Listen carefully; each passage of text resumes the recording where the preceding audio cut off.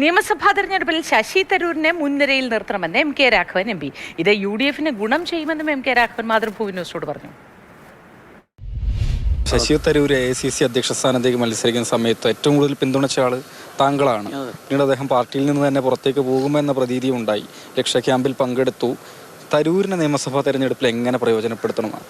കാരണം തരൂരിൻ്റെതായ ഒരു സ്പേസ് ഉണ്ട്. സത്യം ഇല്ലെന്ന് ആർക്കും പറയാൻ കഴിയില്ല. അയാൾ ഇഷ്ടപ്പെടുന്ന ഒരുപാട് യങ്സ്റ്റേഴ്സ് ഉണ്ട്.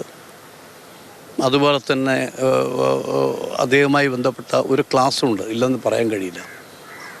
അതൊക്കെ UDF-ൻ്റെ തെരഞ്ഞെടുപ്പിന് ഗുണം ചെയ്യുമെന്ന് എൻ്റെ വിശ്വാസം.